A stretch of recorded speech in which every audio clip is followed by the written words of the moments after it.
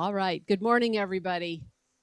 Welcome to another exciting session of Village College.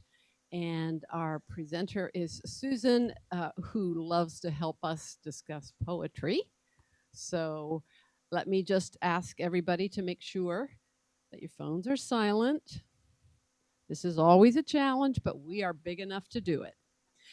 Um, I'm going to turn it over to Susan. I know Susan likes to have a lot of discussion, so Katie and I are going to try to be agile with the mics. Please let us know if you want to talk so that we can get to you, because if you don't speak in the mic, anybody who's watching on the YouTube won't be able to hear your questions and comments. And I will try to remember to repeat your questions, but sorry, I haven't talked much this morning. Sometimes if it's a discussion, you're not asking a question, you're making a point. And that can be hard for me to restate. So it's really important to use the mics when we're talking about this. Okay.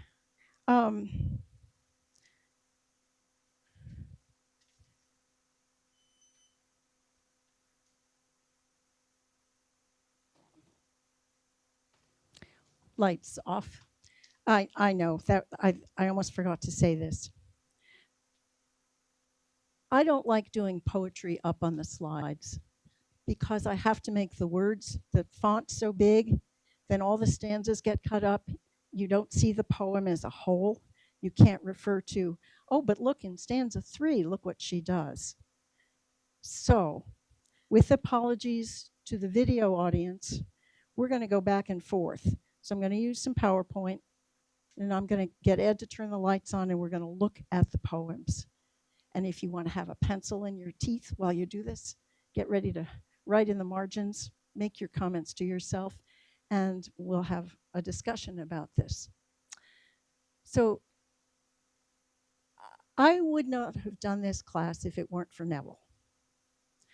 And it was because I said, you know, Neville, there are an increasing number of poems about science. Wouldn't it be cool if you and I team taught a class about poems and science? Not poems about science, but poems and science and how those things intersect.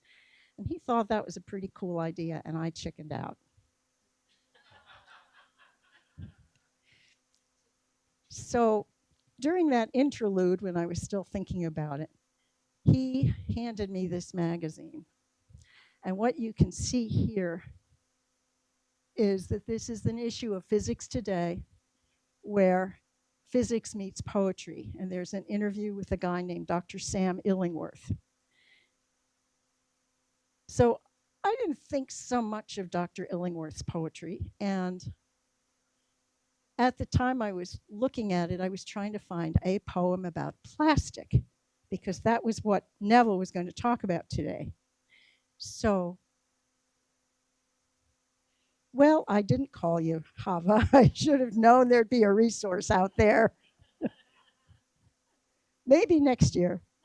We'll do this again, because I do have to confess, I am astonished by how many poems about science there are. If you break it down into proteins in our microbiome and plastics, and I mean, there's just an astonishing number of poems. And so this is just a toe in the water. And I had to exercise some discipline to not bring too many poems in, because I do love wallowing in a poem. And that's the fun part of it, actually. If we don't do that, it's like, I don't like poetry. So let's see, where am I? So we're going to start where physics meets poetry with a poem by Diane Ackerman, who has published an astonishing 26 books. She is the only scientist poet in this collection of today's poems. She's published 26 books, poetry, novels, essays, children's books. One of her novels was made into a film called The Zookeeper's Wife. She hosted a 5-part PBS series called Mystery of the Senses. So this is an astonishing young woman. And I didn't know her poetry very well. It turns out she was a graduate student at Cornell in the 1970s during astronomer Carl Sagan's tenure there. and he became quite the fan.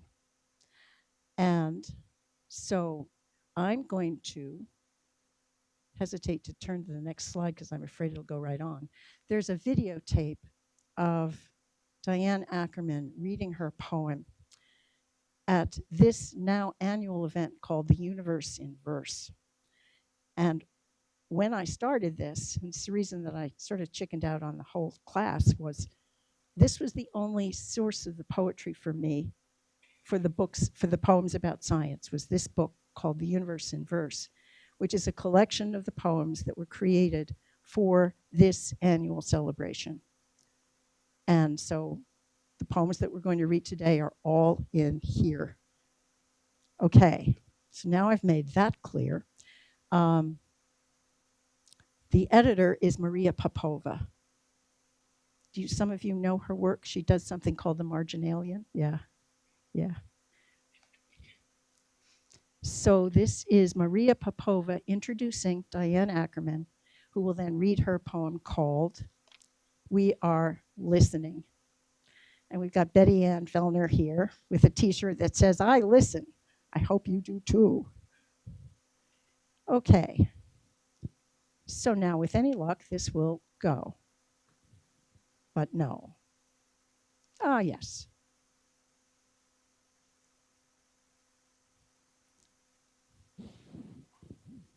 Our next poet, our next reader, who is a poet, belongs to that tiny peer group of maybe 5 poets with a very strong background in science. And I first came upon her work in a somewhat unusual way. I was reading the letters of Carl Sagan, and in a letter from February of 1974, oh yeah, Carl Sagan fans, there should be many. So in a letter from 1974, he was writing to his buddy Timothy Leary, who had just been thrown in prison for, shall we say, his empirical adventures in psychedelics. And Sagan writes to him and sends him a poem. And he says, you have to check out this young Cornell poet. Her name is Diane Ackerman. This poem is not yet finished, so don't share it, but I think you're going to enjoy it. Now, as I later found out, Carl Sagan was on Diane's doctoral advisory committee, and the poem was eventually finished. It was included with about a dozen others in her book, The Planets, A Cosmic Pastoral, which is a suite of odes to all the planets in the solar system. And this was my first encounter with Diane's work. She has since written a great deal more poetry, many essays, and several gorgeous books at the intersection of science and human life. And she is here with us tonight, which I'm so pleased and grateful for. So please welcome Diane Ackerman.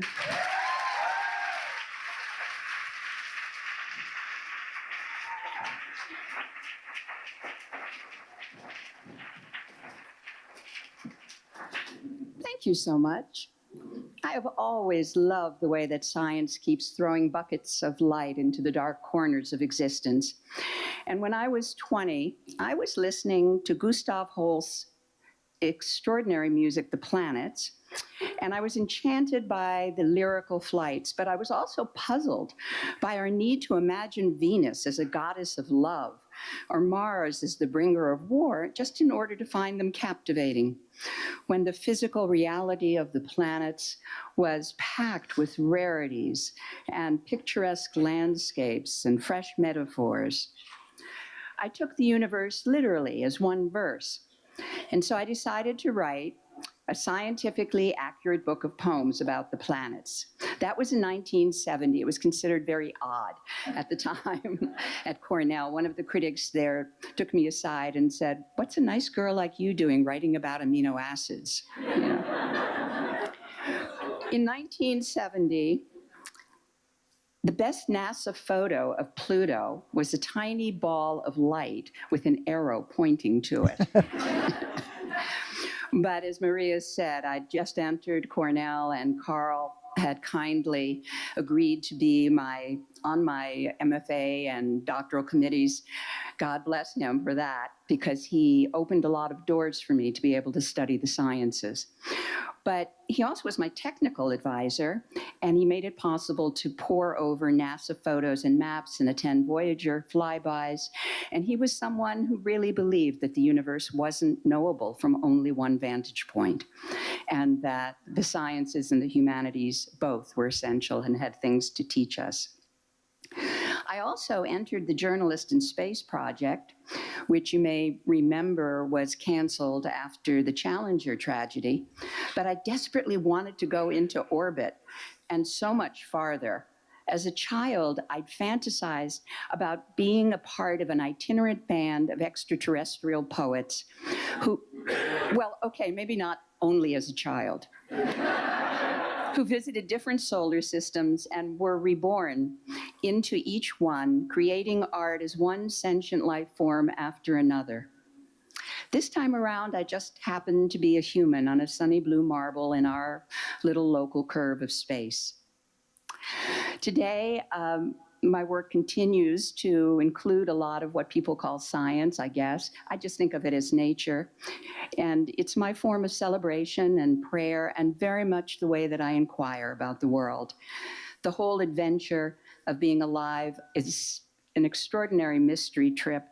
The world revealing itself and human nature revealing itself, very often thanks to the sciences, are seductive and startling. And that's always been fascinating enough to send words down my spine. So tonight, I'm going to read a little poem about our search for extraterrestrial life, since, of course, I hinted that I might still like to go, although I don't know if immigrants would be allowed to travel. So, you know, it's called We Are Listening. As our metal eyes wake to absolute night, where whispers fly from the beginning of time, we cup our ears to the heavens. We are listening on the volcanic rim of Flagstaff and in the fields beyond Boston, in a great array that blooms like coral from the desert floor, on high wire webs patrolled by computer spiders in Puerto Rico. We are listening for a sound beyond us, beyond sound, searching for a lighthouse in the breakwaters of our uncertainty, an electronic murmur, a bright, fragile I am. Small as tree frogs staking out one end of an endless swamp. We are listening through the longest night we can imagine, which dawns between the life and times of stars. Our voice trembles with its own electric. We who mood like iguanas. We who breathe sleep for a third of our lives. We who heat food to the steaminess of fresh prey and then feast with such good manners it grows cold. In mind gardens and on real verandas, we are listening, wrapped among the Persian lilacs and the crickets, while radio telescopes roll their heads as if in anguish. With our scurrying minds and our lidless will and our lank floppy bodies and our galloping yens and our deep cosmic loneliness and our starboard hearts where love careens, we are listening, the small bipeds with the giant dreams.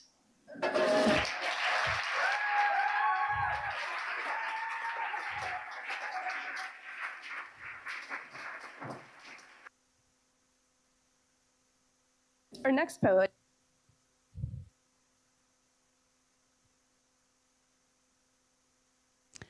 Okay, Ed, we're going to read some poetry on paper now. Ooh. I put up this very large array so you can get a sense of this ongoing project of the sciences. There are 27 of these, each 82 feet in diameter in the Mexican desert, in the New Mexican desert. One of these is listed here. So I thought I would start just by doing a little footnotes for you. That the volcanic rim of Flagstaff, there is a radio telescope in Arizona.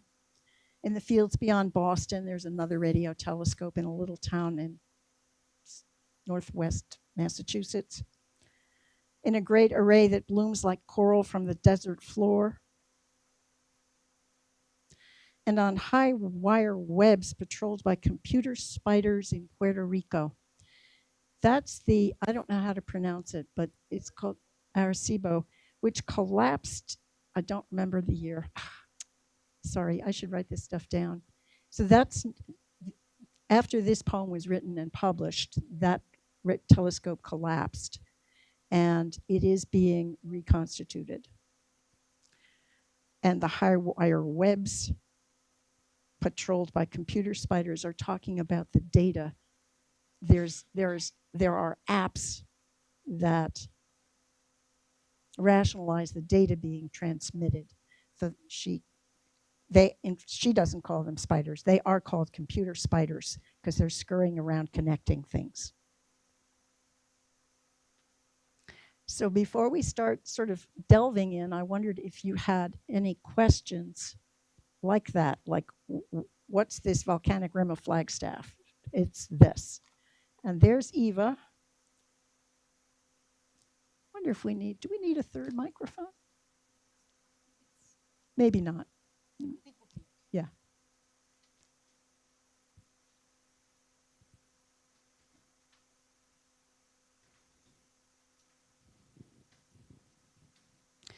Eva, I would remark, is a doctor, so she counts as a scientist here. Thank you. I'm stumbling over one word in the first line, metal eyes. Okay.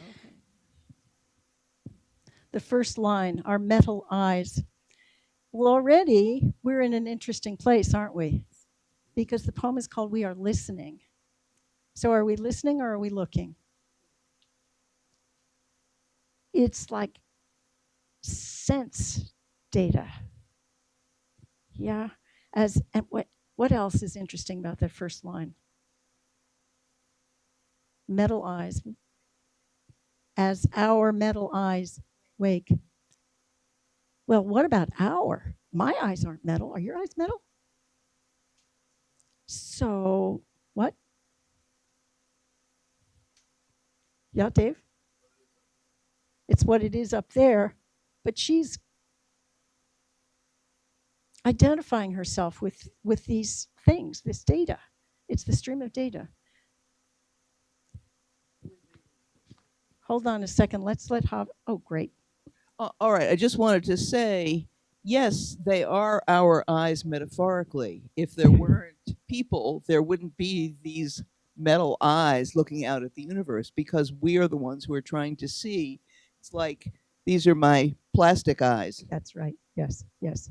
So. But I think that sense of the blurring of the senses and of the self is part of what's going on in this poem. So, David, I know you wanted to say something. Well, everything is an extension of the natural order. So, though it's in metal, it's made of substances, as we are. We're all connected. So, it makes sense to call our eyes metal. Okay, that's good. I mean, it is how we are merging with the. Would you like me to walk that one back? I have good. one. Hi, John. I just wanted to say that there are eyes because we pay for them through our taxes. Oh. This is one of the wonderful things that can be accomplished if our taxes are directed appropriately. And now from our political sponsor. All right, so we got plunged right in the first stanza as our metal eyes wake to absolute night. Because most of the telescopes, especially during her time, required night to connect with the stars. The data comes from through the night sky. Now there are a lot of radio telescopes, so that's not so true anymore. So remember, this poem is like 1988. And the science is going fast, you know? So as our metal eyes wake to absolute night, where whispers fly from the beginning of time, we cup our ears to the heavens. We are listening on the volcanic rim of Flagstaff and in the fields beyond Boston in a great array that blooms like coral from the desert floor, on high wire webs patrolled by computer spiders in Puerto Rico.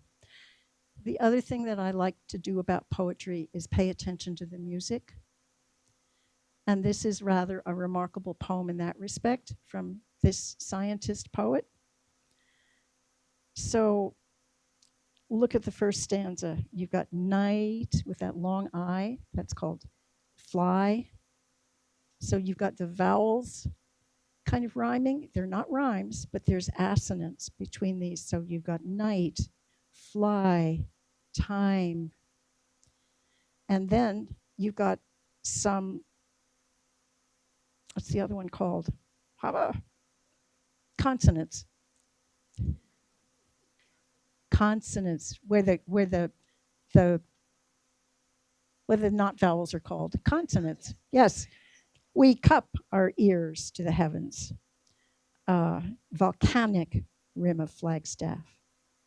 And there's more poetry in the great array that blooms like coral. There's the coral from the desert floor on high wire webs. Hear it? Wire webs patrolled by computer spiders in Puerto Rico.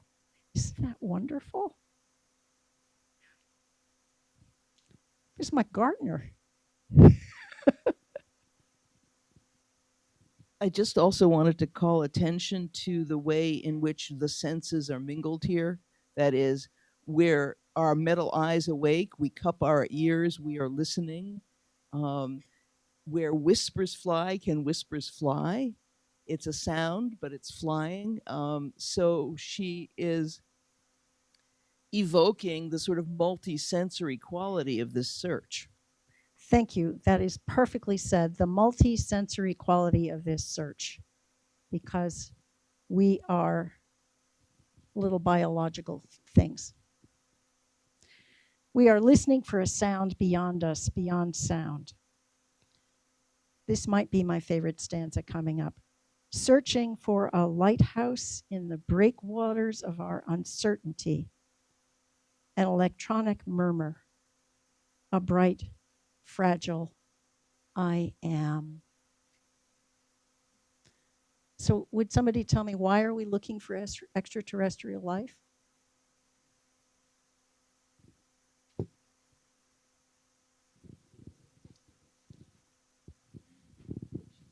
I think we'd very much like to confirm that we are not the only life in the universe and that there are lots of I ams out there. Yes. And we go to all this expense to try and prove that this is not a fluke, that this happens often. Right. And these are the breakwaters, the lighthouse in the breakwaters. So the breakwater is to staunch the flood, the ocean wave. It's a breakwater to ease that. And there's a lighthouse in the breakwaters of our uncertainty. Are we alone? Are we really alone?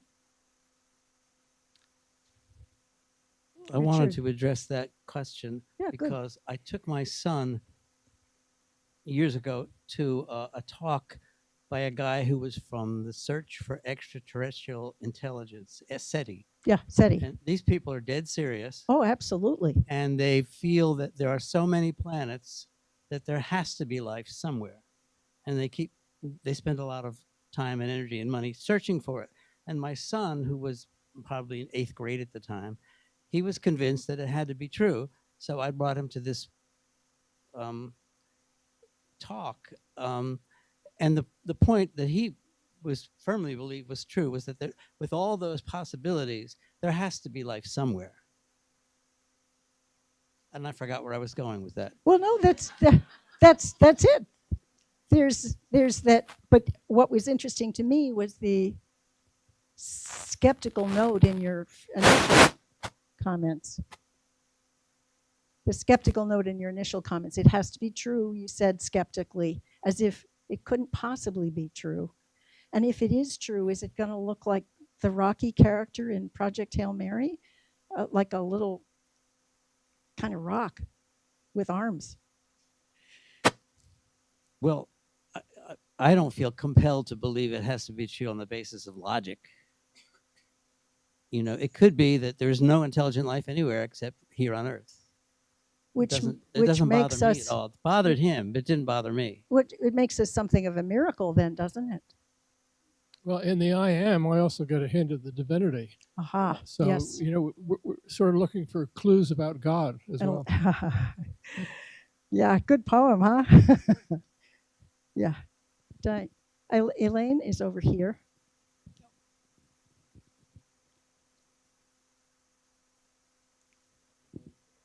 This, can you hear me now? Yes. No? This may be a little bit off the topic, but it sort of is on, no? I think Jerry's having a separate conversation. It's okay. Oh, okay. The people working on the Manhattan Project who were developing the bomb were thinking a lot about destroying this planet. And there was a scientist named Fermi from Italy. And I don't know how many of you know about the Fermi paradox or the Fermi principle. I know But that he- it exists, but you better tell us about it. But his suggestion was that there is a lot of life out there. And his question was, why? Where are they? Why haven't we seen them? And his idea was, probably because he was working on the Manhattan Project, was that all life destroys itself before it's able to travel to another planet. Right. Is that the Fermi paradox? That's the Fermi paradox. Yeah. If you think about it, look at what we're doing to our planet. We have achieved the pinnacle of intelligence and technological expertise, and we're destroying the place. And so what are we doing? We're building spaceships to see if we can get out of here. Okay. Susan? Small is, This yes. I wanted to mention this. It has nothing to do with the poetry, but the Arecibo Observatory in Puerto Rico, most people probably have seen it in films. It was in a James Bond film. Pierce Brosnan was climbed all over it.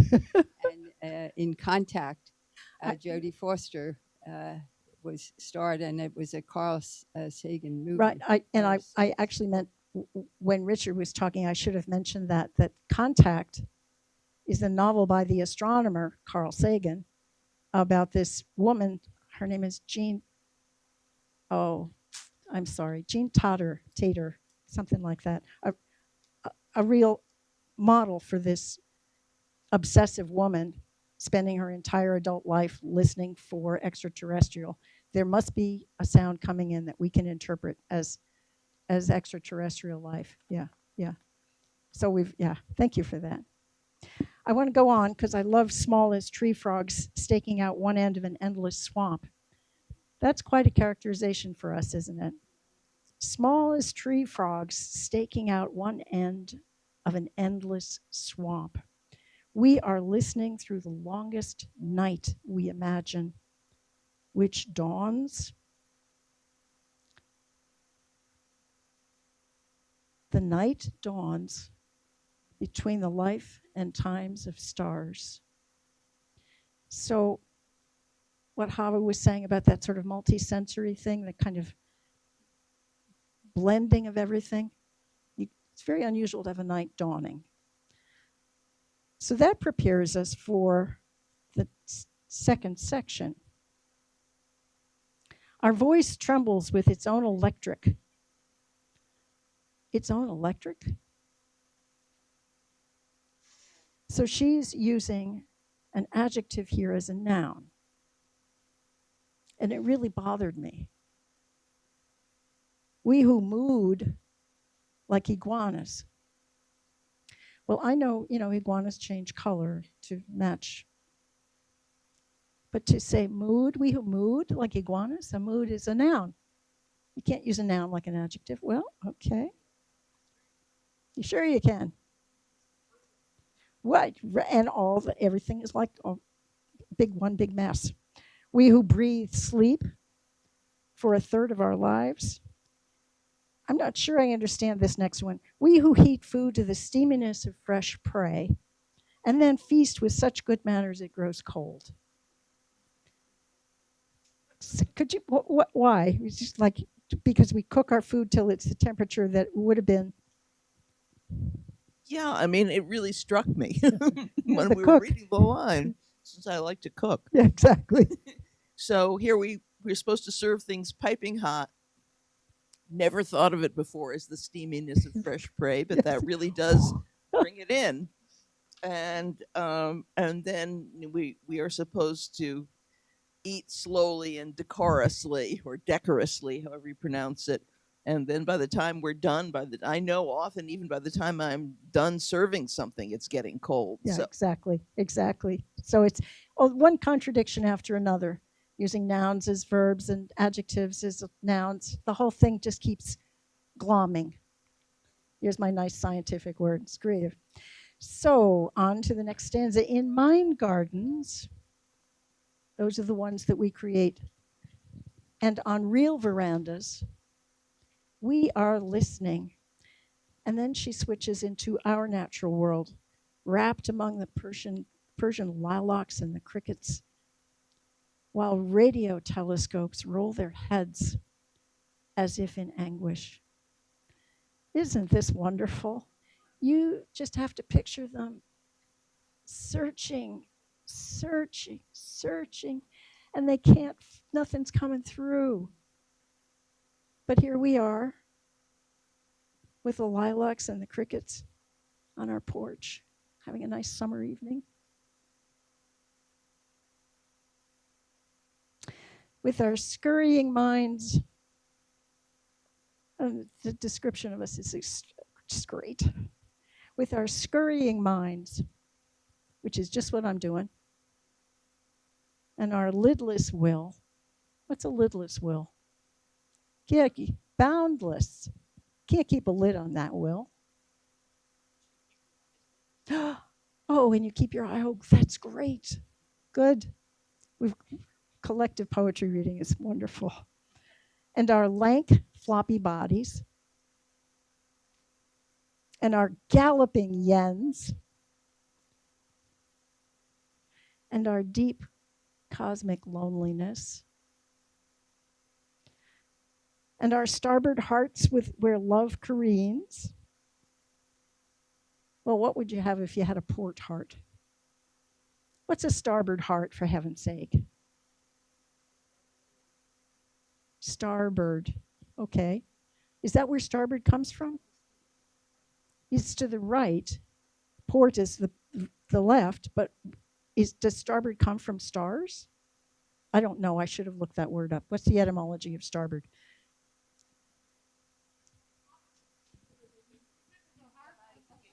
Wait, Mike. Oh, we think of the heart as being on the left side, and they're saying the heart is starboard right. Heart on the right side. Which is not about the biological placement of the heart, but how it is always yearning. I think we're love Koreans. We are listening, the small bipeds with the giant dreams. Koreans, dreams, yens. Oh, good poem. All right, now we're going to do another one.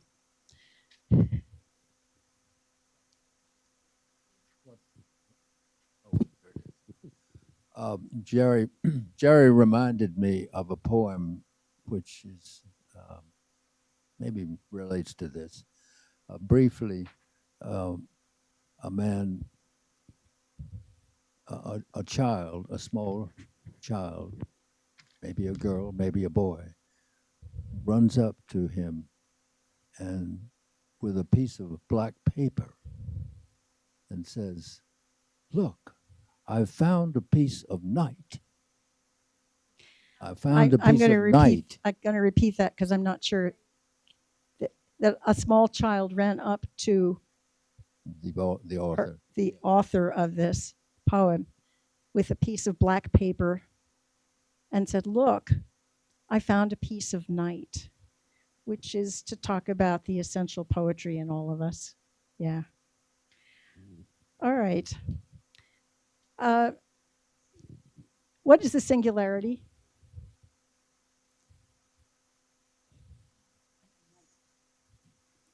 Do you know what the singularity is?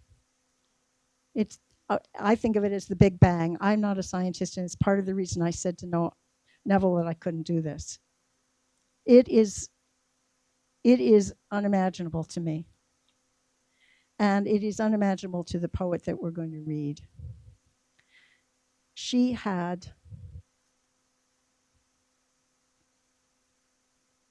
heard about Stephen Hawking's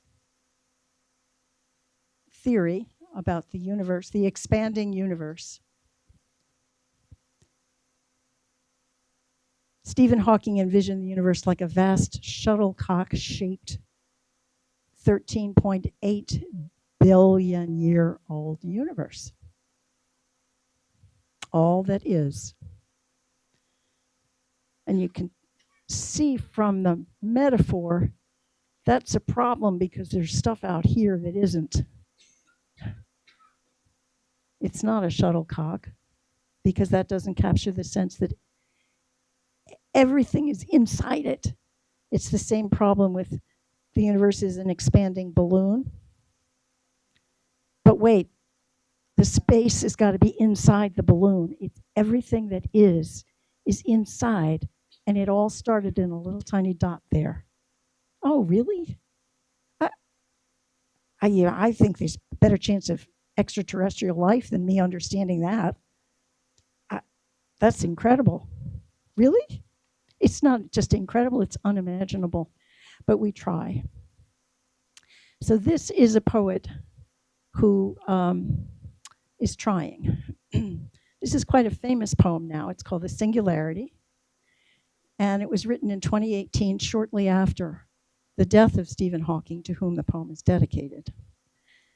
And I want you to hear it because her reading captures the poem. And I also want you to hear her hesitation at the beginning.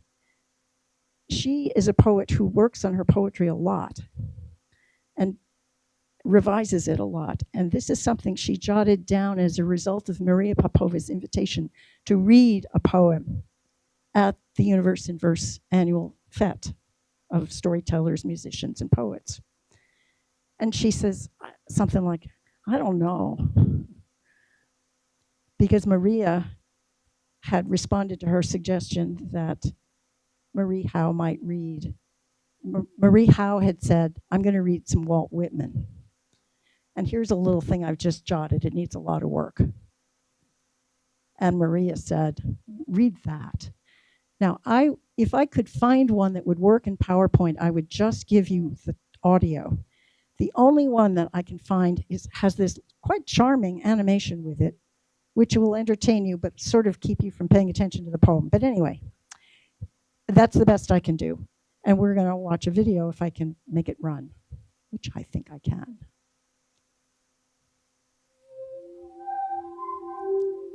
Let me think. When I was talking with Maria about doing something this evening, I just jotted something in my journal, really.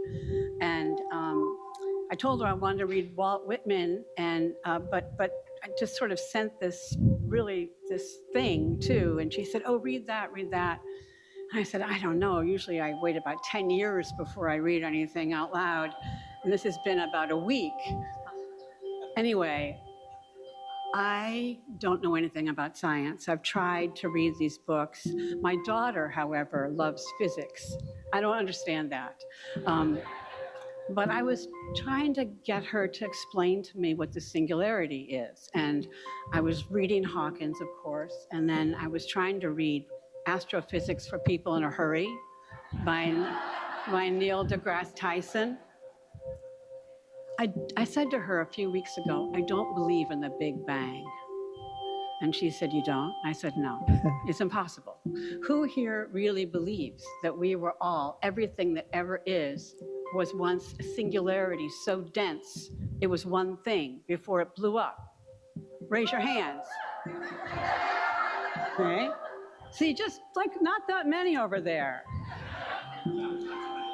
So here it is, the singularity.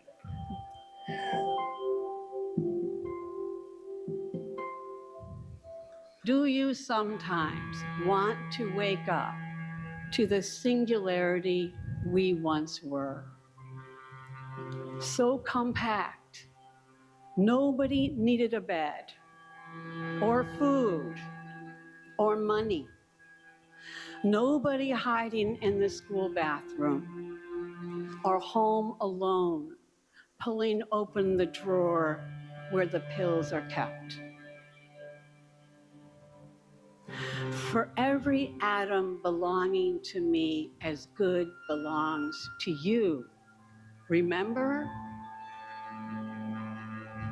There was no nature, no them, no tests to determine if the elephant grieves her calf, or if the coral reef feels pain. Trashed oceans don't speak English or Farsi or French. Would that we could wake up to what we were when we were ocean. And before that, when earth was sky, and animal was energy, and rock was liquid, and stars were space, and space was not at all, nothing. Before we came to believe humans were so important. Before this awful loneliness.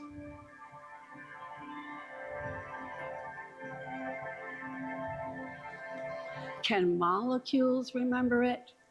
What once was before anything happened? Can our molecules remember?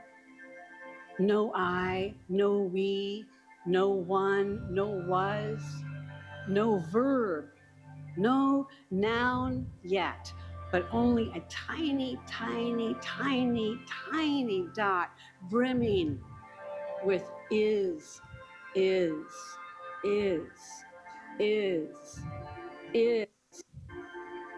all, everything. Home. Thank you.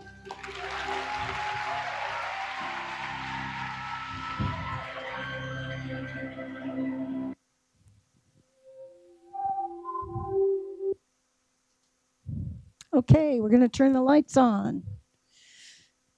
And we're going to keep the lights on now because we're going to run out of time.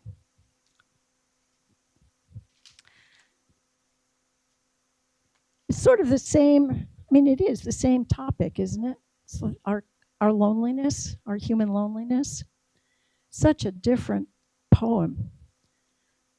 And I wonder if you miss some of the richness of the other poem, or do you think this is very moving, however? I'm not sure I understand why it is in some ways more moving than the Diane Ackerman poem. At least to me. Does anybody agree? Maybe you want to discuss that. Is it more moving? I think it is more moving. Isn't that I interesting? found it Yeah. to be. Yeah. Any theories why? Why is it more moving than Diane Ackerman's poem? Well, it really draws you back into that singularity and unimaginable, as you say. It's just incredibly powerful idea. Yeah. It seems to me that the Ackerman is in some ways what you could call a cognitive poem, and this is an emotional poem. Because although there is loneliness in the other one, it talks about efforts to know, efforts to see, efforts to hear, while Howe talks about wanting and being alone and pulling open the drawer where the pills are kept. Yes. Hiding in the bathroom. Yeah, hiding in the bathroom and pain. Do oceans feel pain? So it's really a different set of questions. And it's written out of such distress, really. You feel the distress impelling this poem to be written, dashed off as it was. Betty Ann? We got it. Oh, okay. Maybe I'm affected. Maybe I'm affected by seeing it on the paper, but there's space around Marie Howe's poem. There's lots of words in the wonderful Ackerman. We have to keep searching. There's some kind of space that's there, and that gives us the space to talk about space, I suppose, or to reflect on it. The physical space. There is a physical space between the words that creates a kind of like an emotional spring or a well that comes up, a space to have a feeling about it. Whereas in the traditional stanzaic poem, you kind of keep leaping forward. And here, it's hard to know how to read it because you really should stop. But I think Have's characterization, I don't know, what would we do without Have? Have's characterization is perfect. The other poem is a cognitive poem. It's about thinking it out. This is a poem that is feeling such distress, personal distress, opening the drawer where the pills are kept, hiding in the bathroom. Do you remember being a teenager and feeling like you wanted to hide in the bathroom? Oh. Her brother died during the AIDS crisis, and they were very close. Oh.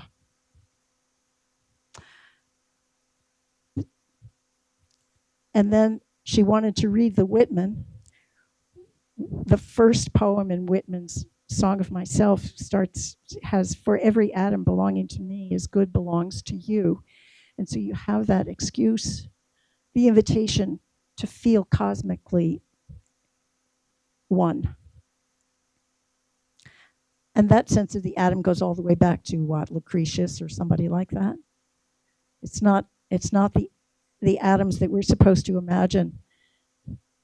You know, I should be able to put my hand through this table because it's just a bunch of atoms swimming around empty space. But it doesn't feel like that. But every atom we share. Oh my. So there was no nature. Nature is us and them. Nature and man, nature. No them. I'd like this. No test to determine if the elephant grieves her calf. Why do we test for that?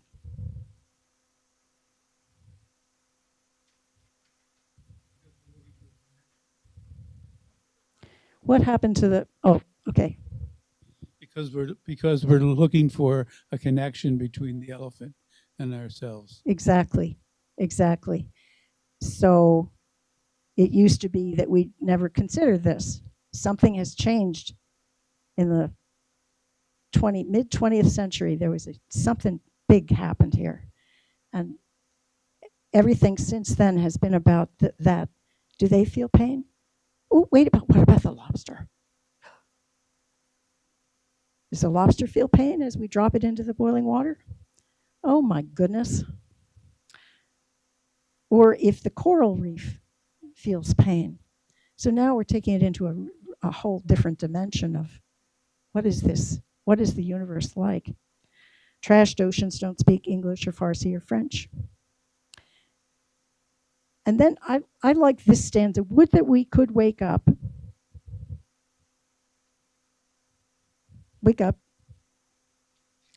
to what we were when we were ocean.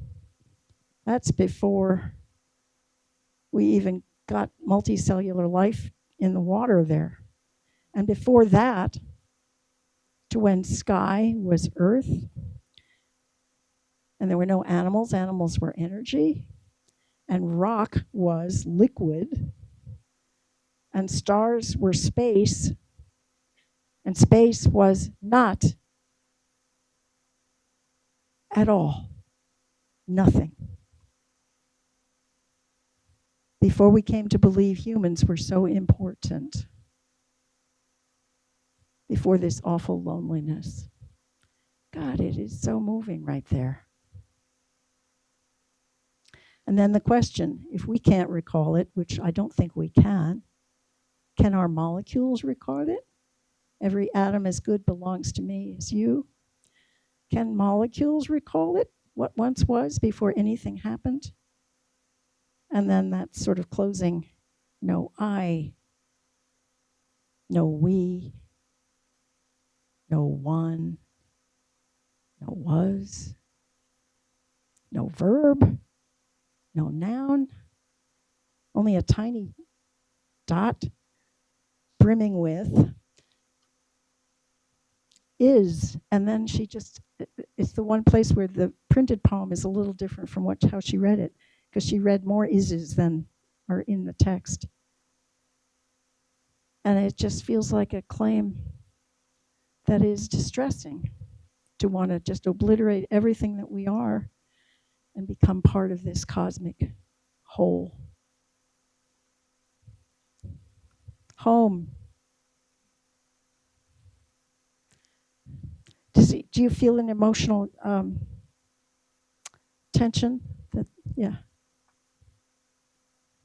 So I don't know. You want to? Does anybody have anything they'd like to say about this? It's an emotionally powerful poem. I feel uneasy about characterizing it one way or the other. Do you understand what I'm saying? It feels despairing.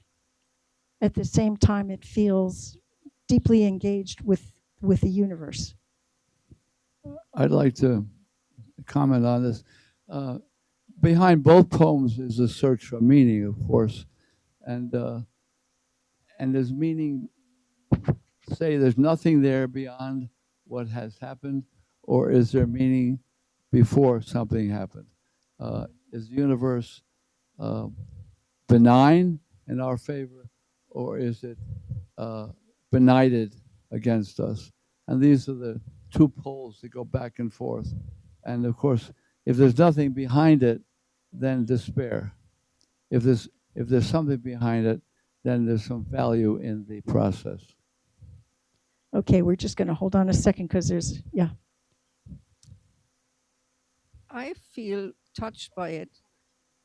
I feel touched by it because to me it is like the most condensed form to describe from the beginning of life until where we are now.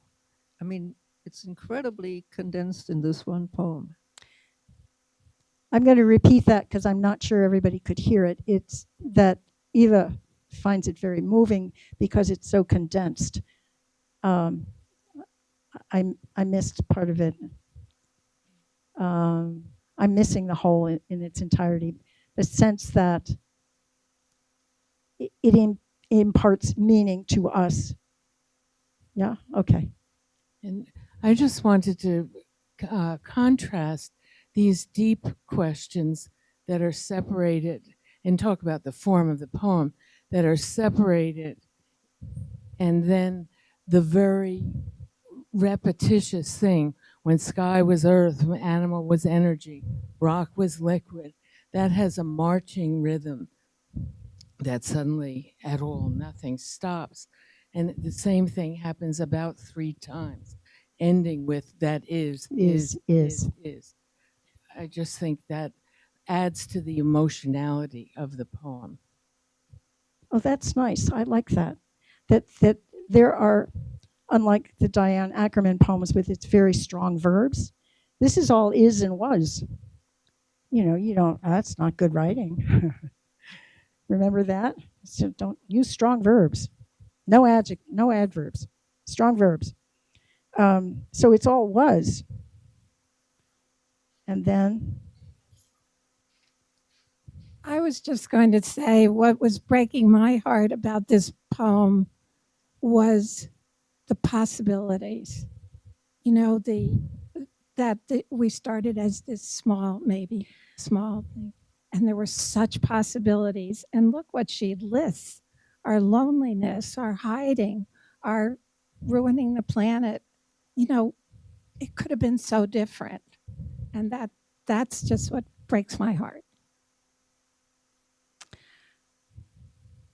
Yeah, I'm a fan of Jane Hirschfield's poetry, and she has a wonderful poem that I almost brought in, but I needed to save her for the biology class tomorrow.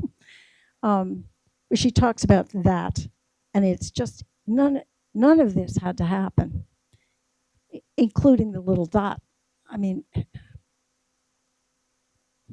or where the world is expanding, and in another billion years or so, we probably, I don't think we'll be here in a billion years, but maybe even the planet won't be here.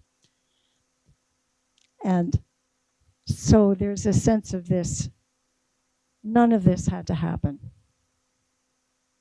And here we are. It is kind of lonely. Yeah. Okay, unless there's more. Anybody else? Let me just give you a chance to. Alan Bartlett would like to say something. Alan, could you? Yeah. This, the thing that strikes me about this poem, the singularity, is that it explores and deeply the loneliness, the brokenness, the unimaginable pain and so forth. And then you have this intellectual psychic leap to the word home. Home. It ends up home. And I have trouble moving that quickly with one word, but that's where it ends up, home. Well, and it's part of the problem that, I'm sorry, I don't, Ellie. Yes. And Regina. Okay, I wasn't sure if I had gotten you mixed up. Ellie. I think that was Ellie's point, is the extraordinary contradiction, maybe, in this poem, where she is so full of despair and pain and taking comfort from something like we're all, we all came from a little dot, and that's home, where that none of this stuff exists, none of it had to be, it could have gone a whole different way. So it could be said this is not a good poem. Home could refer to the beginning and or the end. Is it where we come from or where we're going? Well, and there's that too, and because the universe is expanding. And the last poem the almost last poem I have, I'm just going to take these 3 minutes and read you this front section of the Dorian Lax poem called About the Moon. It's the consternation of the universe is expanding. The moon is backing away from us 1.5 inches each year. That means if you're like me and were born around 50 years ago, the moon was a full 6 feet closer to the earth. What's a person supposed to do? I feel the gray cloud of consternation travel across my face. I begin thinking about the moonlit past. How if you go back far enough, you can imagine the breathtaking hugeness of the moon. Prehistoric solar eclipses when the moon covered the sun so completely there was no corona, only a darkness we had no word for. And future eclipses will look like this: the moon, a small black pupil in the eye of the sun. But these are bald facts. What bothers me most is that someday the moon will spiral right out of orbit and all land-based life will die. The moon keeps the oceans from swallowing the shores. We know this, it does. Keeps the electromagnetic fields in check at the polar ends of the earth. I didn't know that. And please don't tell me what I already know, that it won't happen for a long time. I don't care. I'm afraid of what will happen to the moon. Forget us. We don't deserve the moon. And the poem goes on and on a little bit, but this is my favorite part because she's taking the poet's imagination. Did you know that the universe is expanding? Well, that means that the moon is moving further and further away from us. So I'm right back with Diane Ackerman. It's like these planets and Venus and Mars, the moon, Mother Moon and love and menstrual cycles. Now, wait, It's going further and further away. Walk. Tomorrow, I will explain why I'm doing 2 classes in a row, and we'll do biology, microbiology. Okay, thank you.